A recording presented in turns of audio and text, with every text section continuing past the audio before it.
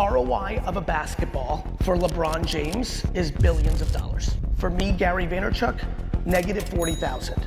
I've torn both meniscuses. It's cost me some money. The thing that is most misunderstood in the business and marketing world right now is that people speak about social in a blank statement. Don't sit here and do what all of you do, which is put your head in the sand when a wave comes. Go find your surfboard and ride that wave.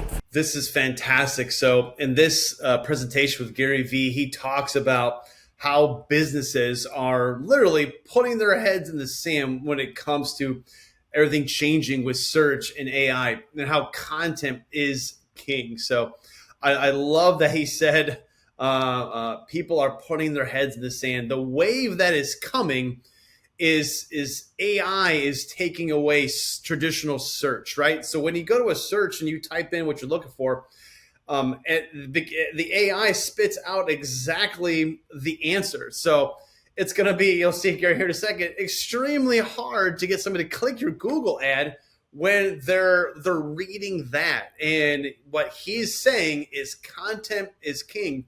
And if you're a digital marketing agency owner and you're watching this, you're not doing this for your customer or sounding the alarm, you need to sound the alarm, because guess what? When those leads, the traditional way to get your agency clients leads dries up, who are they gonna blame?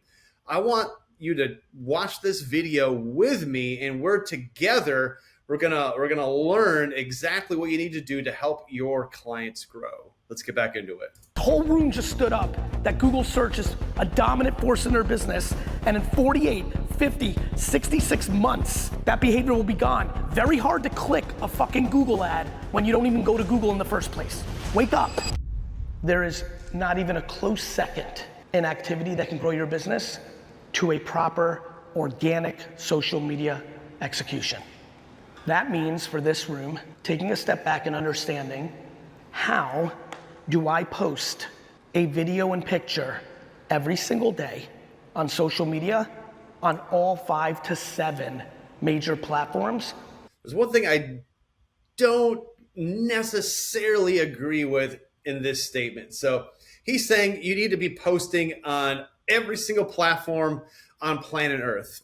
In all reality, I don't think you need to do that, especially if you're if your neighbor's owner, you're watching, or your business owner, you're watching this. I mean, Gary has unlimited resources. This guy's phenomenal, right? He has a great team to do all that. So focusing on the social media platforms where your customers typically hang out at is the way to go. So don't feel like, oh crap, you probably heard, you got to post on all these platforms and it might feel like super overwhelming. Don't worry about it. Focus on the top 2, potentially maybe even 3 social media platforms where your customers typically hang out at. Let's get back into it. How many people here do social media for their business? Raise your hand.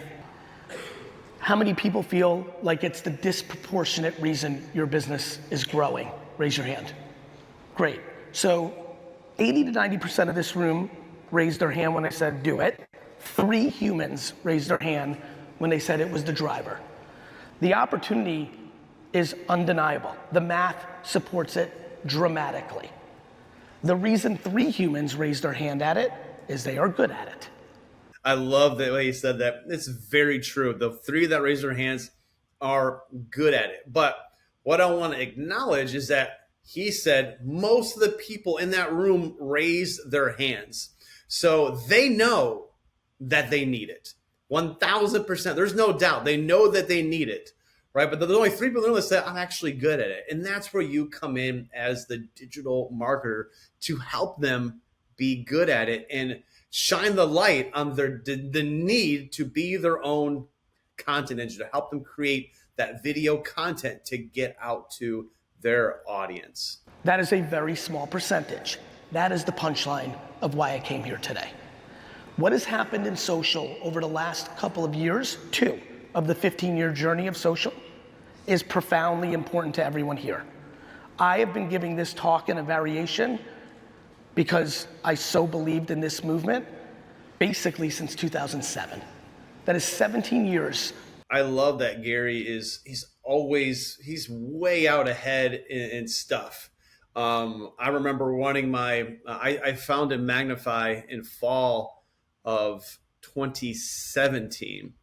I was running my own video marketing agency around that time. I've actually been doing videos since January 5th, 2005. And I knew that video was going to become the dominant platform, or the dominant medium to help businesses communicate better their value proposition. And I was always thinking, what am I going to do when video becomes dominant? And the need, the want for video is gonna happen, right? Which is gonna bring other people to the market. And that's honestly was one of the sparks for me founding Magnfi, was because I knew at some point that the market was going to get saturated with video people creating content, right? And the cost to charge people what you really wanted was going to keep going down. In fact, got a great story with that. I used to run a wedding videography business before I founded Magnfi. I started doing video marketing, and there was a photographer, old school photographer that I was shooting a wedding with, and we were talking about future stuff. And I think I even brought up the idea of video at that time. I was thinking of adding video marketing, video production services specifically for businesses, right? And he goes, you know what, Doug, I think you're on the right track, because I'm a film photographer. Now it's all digital, right? Shooting with film, you actually really needed to know like exposure and f-stops and all that stuff. And now he said he's competing with, he called it moms with cameras, right? They could do that really cool bokeh where they're in focus and the background is blurred. They could do it with just a click of a button. So he's like, I could charge $10,000, $15,000 for a wedding. Now he's like, I'm lucky to get two. So I knew that was coming. So just wanted to share that. In the first 15 years of me giving this talk to these kind of events, it was more like email marketing. You had to amass as many followers as possible with your content, and then when you would post, a percentage of them would see it. I think that's gonna make sense to everybody. I think everybody can agree that even if you're a very basic understanding of social marketing, the understanding of get followers, and those people would see it, a percentage of them, was the model. That is why, as time went on, and people in this room that are very behind on it, it would become daunting. If I sat here today and said, okay, get 1 million followers, and then post, and that might be good. And don't forget, a lot of you, like most businesses on earth, are doing business within a regional area. So getting 100,000 followers, and you're in Dayton, Ohio, and only 17 are in Dayton, Ohio, you're like, Gary, get off the stage, I don't give a shit. Here's what's happened in the last 2 years. 5 years ago, you can find videos of me online where I'm yelling at the top of my lungs, asking, begging people to get on TikTok. At the time, there was none of this China talk and all the other stuff that's in your head. It was, people didn't want to get on it because they just thought it was for 14-year-old girls dancing. What I knew is they were just saying the same shit they told me about Facebook. I know a lot of you, when you first heard about Facebook 15 years ago, didn't think it was gonna mean anything for your business because it was just college kids. These platforms all tend to do the same thing. They tend to age up. The reason I was yelling about TikTok is in that story I told you earlier, obvious to all of you was that Facebook and Twitter were huge home run investments. What is less obvious to all of you was that Tumblr should have been the biggest company of them all. Tumblr, of the 3 companies, and by the way, I did great on Tumblr. I invested at $4 million, they sold it for $1 billion to Yahoo. But it still should have been bigger, because what Tumblr understood in 2008 was what Facebook and Twitter did was they built social media, the social graph, who you were friends with. And that's what you would see. But I think all of you know, especially for how it happened, and it started with college kids, as you get older, as you live your life, your friends change, their interest and your interest can possibly change. As you're watching this, and you're a digital marketer, I want you to think about how you're pitching this to your customer who knows they need video, knows they need to do more social media, knows they need to create more content, and they are thinking about the day-to-day, right, of running their business. And that's where you come in as the digital marketer, you essentially have to project the future for them. And this is what I really want you to get out of this section with Gary is take notes on how you are going to specifically project the sell your customer into what the future is going to look like. Remember, we started this video off with the traditional way to get found is going away. And I think it's going to go away even faster than what Gary's saying. I think at the time of this recording, I think it's going to be another 12 months and you're going to see dramatic drops in search and paid ads being effective, even social media ads being effective. Content is king, and every single business needs to think of themselves as a content creator. And your aunt posting about her pet pig was not necessarily the coolest thing that you could see in your feed. What Tumblr understood was what you're interested in tends to be stickier and could follow you. I've loved the New York Jets since 1982. That is a much deeper, longer relationship for me than most of the friends, acquaintances, and things that have funneled through. That is what social media, on the back of what TikTok did 4 years ago, has evolved into. I'm gonna assume that the people in this room that open TikTok or Facebook or Twitter or any platform are starting to realize they're seeing things they're interested in now more than just things that they would follow. This is called the interest graph. This is the single most important thing for the people in this room. When I look at this room, and I'm gonna say this, just so you understand, I don't give a shit about social media. Could care less. I'm not a techie. The only reason I'm talking to you about social media is it's what's working right now. If this was 2001, I'd be thrilled to talk to you about email and Google. Exactly, right? So I don't think any business owner honestly really cares that much. They care because they know that's where their audience is hanging out at. So definitely phenomenal point. So they care because that's where their audience is hanging out at, and you need to help them capture that. If we're doing this in 16 years, I'm thrilled to talk about VR and AR and whatever else. I have no emotion, zero emotion to where consumers' attention is. I have emotion to growing my business. Sitting in this room knowing that the average operator in this room who's doing $3 to $10 million has the actual ability to go from 3 to 6 or 7 to 13 or 10 to 20 completely on the back of what's happening on social right now, as you can imagine, inspires me to yap on this stage. What I also know is that 98% of you are gonna do nothing about what I'm about to talk about for the next hour. Which is sad because that's where you guys gotta come in, man. You've got to help the businesses that have put their trust in you. You have to help them understand this. This is why we're doing this video. It's just the way it always happens. I'll be very frank, this is why I'm excited about the Q&A. I'm desperate to figure out which 3 to 6 people in this room are gonna listen to me and do something about it. Breaking it down simply, I believe however you do this, preferably by you not hiring your 23-year-old niece and thinking she gets it and that's why it's gonna work. I need everybody here to understand what I'm about to say. I am asking you desperately to produce 1 to 2 videos and pictures a day, brand new ones every day. And then when you post them on TikTok and YouTube Shorts, LinkedIn and Facebook, you slightly tweak those videos and pictures and the copy that supports it based on the platform you are on. That, what he just gave you, is a extremely simple model to get your clients leveraging content, right? And that's what Magnfi was built around, is helping you create that content that your customers need. So the video testimonials, the About Us, About Me videos, expert tip videos of the week, to help your customer, their customers, find them, number one, but then find the information that they need. Marcus Sheraton, check him out, wrote a great book called They Ask You Answer. His big thing too is leveraging video to answer those questions. I'll make another video on that later, but what he said is it's a really easy way to get going. And you notice he actually dropped it down to 4 of the main platforms, right?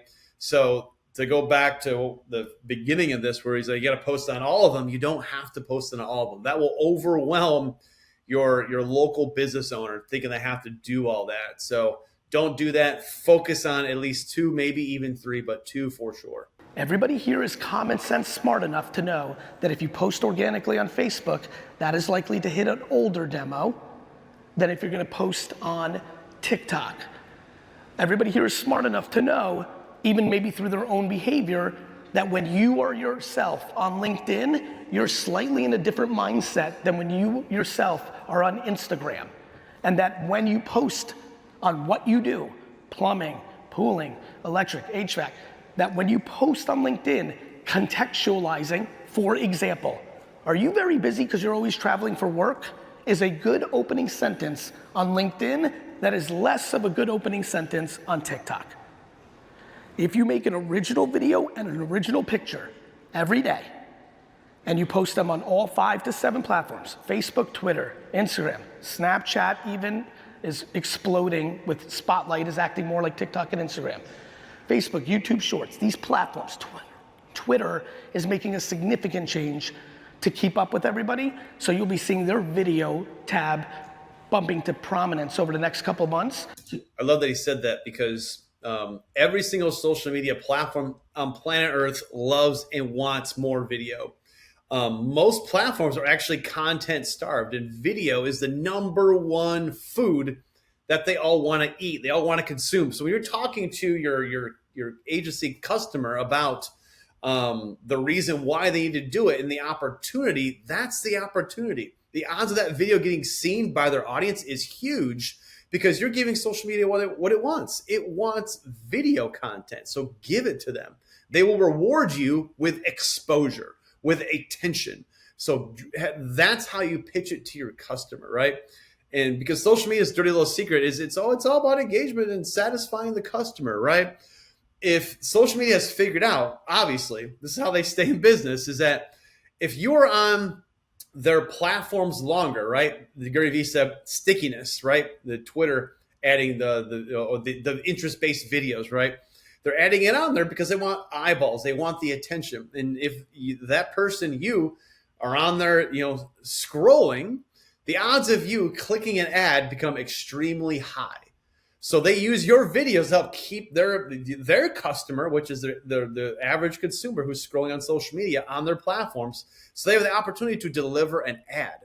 So make sure you explain that, not theory or philosophy, that fact to your clients. So you consume more video on there the way you do on Instagram and TikTok.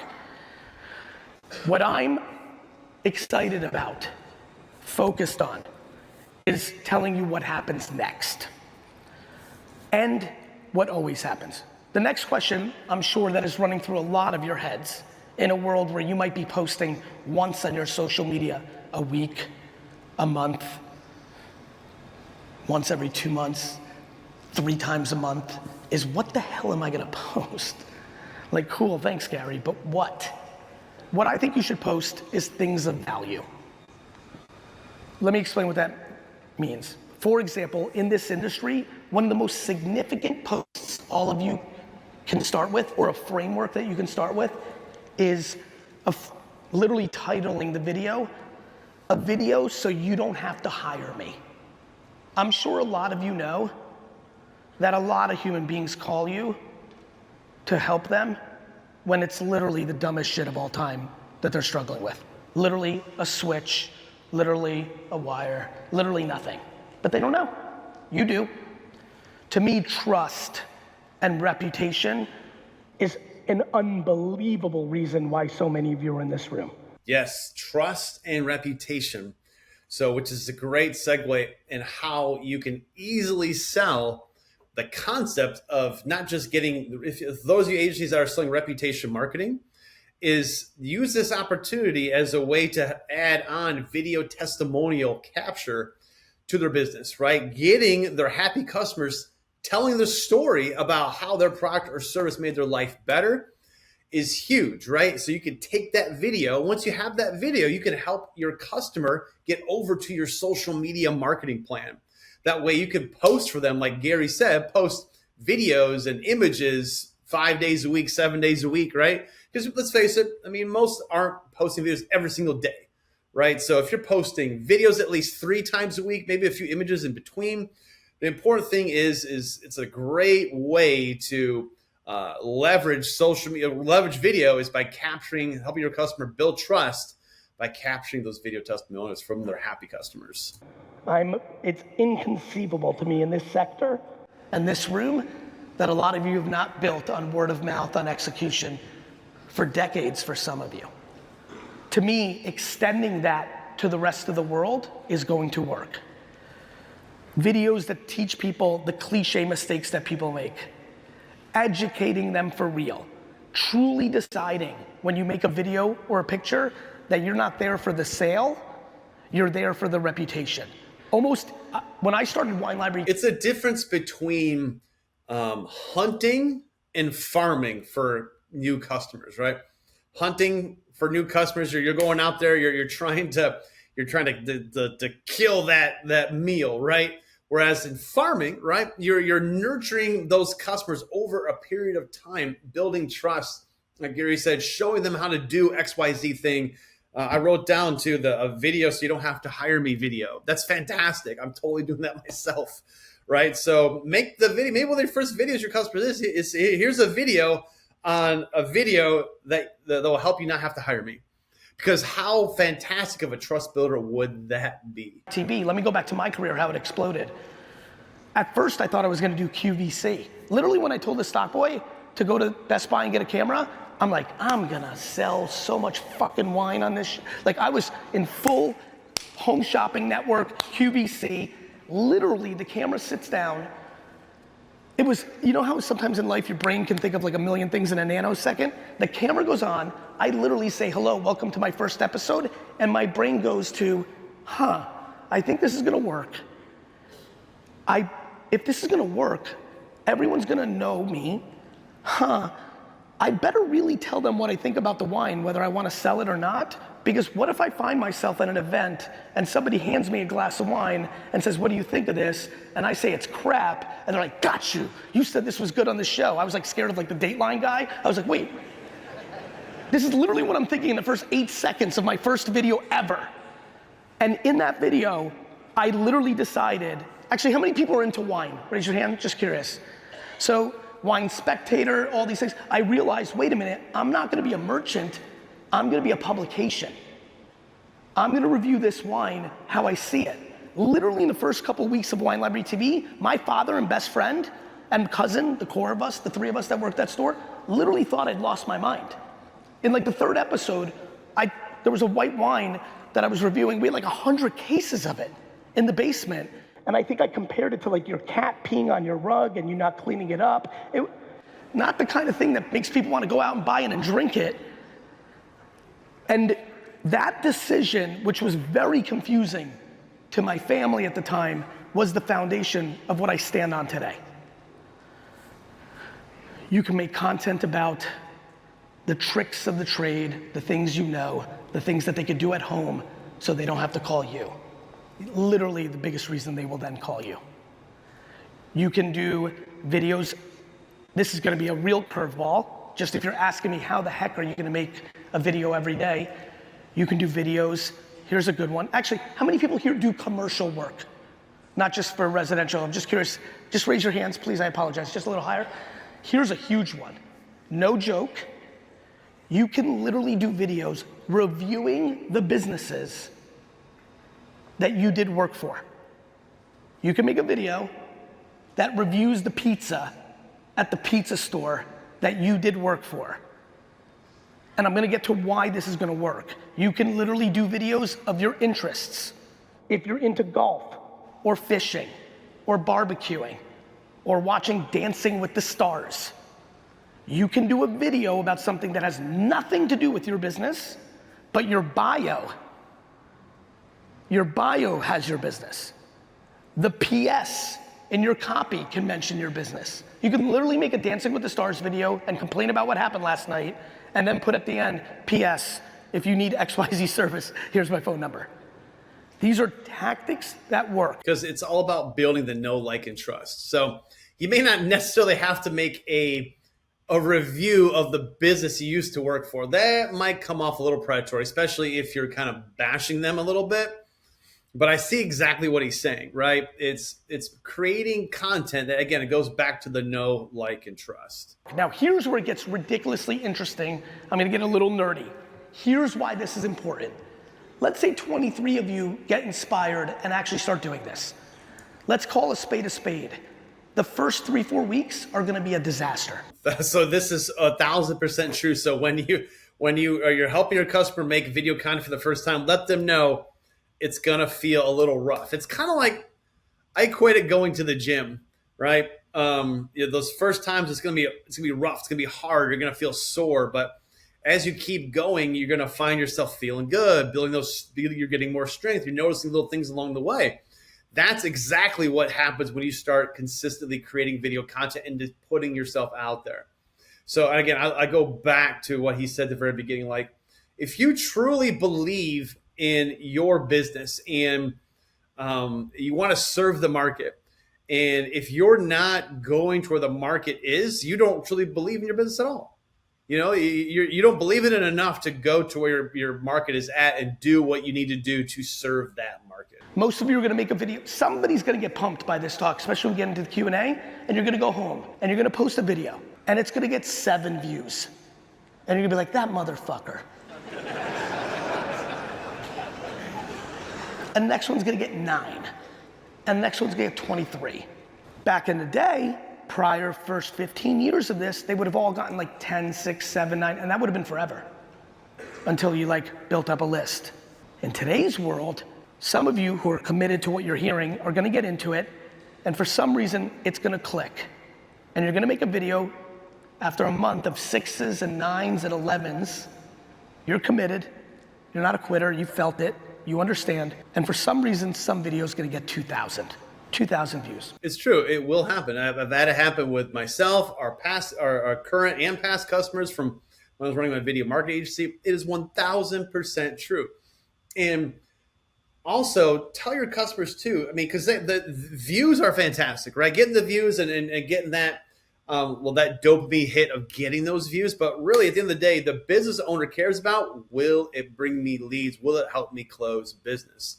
So even if their videos are getting around 200 or so views, I always say to customers, if you were in a room full of 200 people, right? Imagine you're in the room, 200 people, and you had a moment, 90 seconds, 30 seconds to pitch 200 people who are highly interested in what you could do for them, your product, your service. How much would you pay for that? What would you pay for that time? Because that's exactly what each video view represents. It represents a person who is interested in your service. So imagine 100 people, 200, 300, 500, like Gary said, 2,000 people watched that video. That's 2,000 individuals who are interested in your product or service. And they may not convert right away. They may convert after they watch that 3rd or 4th or 5th or even 20th video.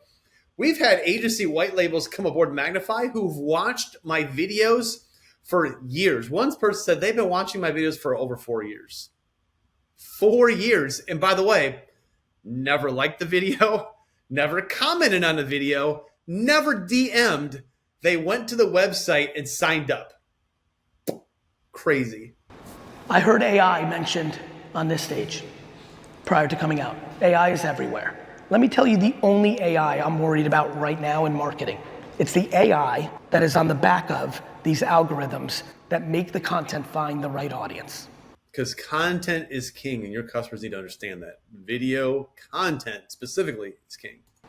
When you get 2,000, you earned it. When you get 2,000 views, you earned it because the quality of the video was a little bit more interesting than anything you did before. This is when you strike. Let me explain.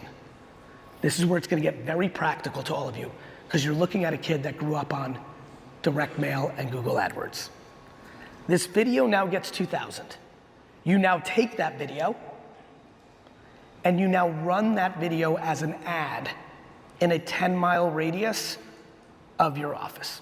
What you are doing in modern social media now is you're posting for creative validation. The algorithms are so remarkable now that when you post, the organic results will give you the indication of what to actually spend money on. You now know that ad has relevance.